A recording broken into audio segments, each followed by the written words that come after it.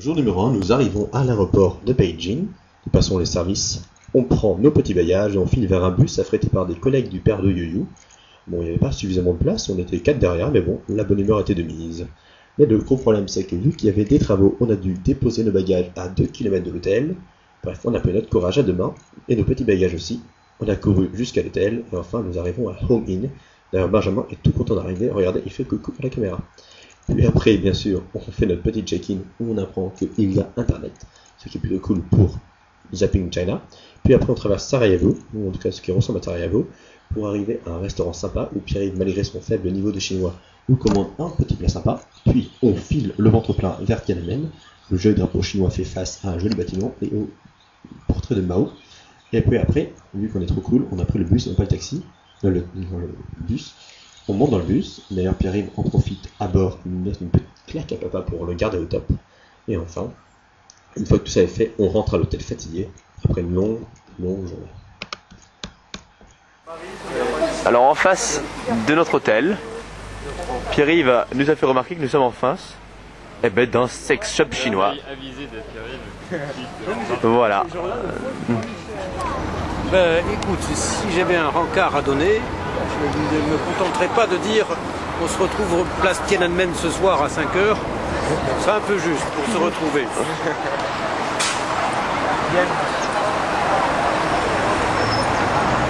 Donc notre première arrivée dans les premières toilettes chinoises. Alors on dit toujours que les toilettes japonaises sont assez extraordinaires, mais les toilettes chinoises ne sont pas en reste, car vous avez ici le cendrier lorsque vous êtes en train d'uriner. Ça c'est très fort, donc chapeau. Mais on va pas entendre, Nous sommes ici devant le mausolée de Mao, où repose sa dépouille, qui est apparemment en train de se décomposer aux dernières nouvelles, pas top. Ce qui est assez intéressant, c'est que les enfants chinois viennent ici tous les ans pour le voir, ça fait partie du cursus scolaire. La queue est assez longue, elle fait généralement le tour de la place, on ne le voit pas encore. Et vers la fin de la queue, il y a un petit magasin où chacun peut acheter des fleurs pour les déposer devant le tombeau de Mao, le corps de Mao. Et le soir, ces fleurs sont reprises et sont remises au magasin. Voilà un exemple typique de développement durable. Vous n'avez pas besoin d'en couper de nouvelles. Et ici, on peut choisir le plat qu'on veut. Et alors, si on ne lit pas chinois, c'est pas un problème parce qu'en fait, on a les plats, mais vivants, qu'on peut choisir ici. Et ainsi, on sait à quoi on s'attend. Donc, Benjamin nous a trouvé un restaurant dans le Routard. Peux-tu nous parler de la description du Routard? Adresse incontournable, exceptionnelle, que vous pouvez voir à votre gauche. Voilà, l'adresse exceptionnelle. Voilà, très animé. Pignon sur rue. Donc, ça fait quand même 20 minutes que je reste au restaurant.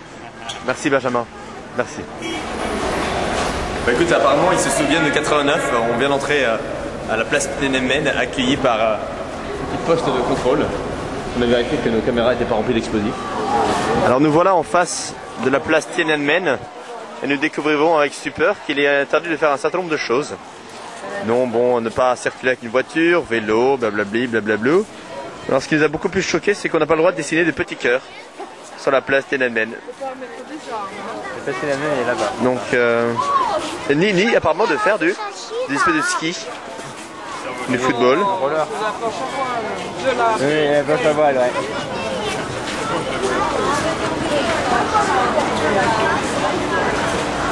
Bon Benjamin, maintenant tu sais que tu n'as pas le droit de faire la planche à voile sur la place Tiananmen. Non, mais je suis trop dégoûté François, putain, j'avais tout prévu, j'avais tout amené tout le matos et tout là, putain.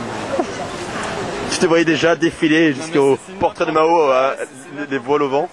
Cette dictature là, maintenant on peut rien faire. Pauvre Benjamin. C'est pas compliqué, hein. À un moment il faut éteindre le feu, tu vois. Non mais là-bas, je sais que c'est compliqué. Bon, les pompiers sont arrivés, ils sont habillés, ils repartent. Bon voilà, les pompiers sont arrivés, se sont habillés et sont partis.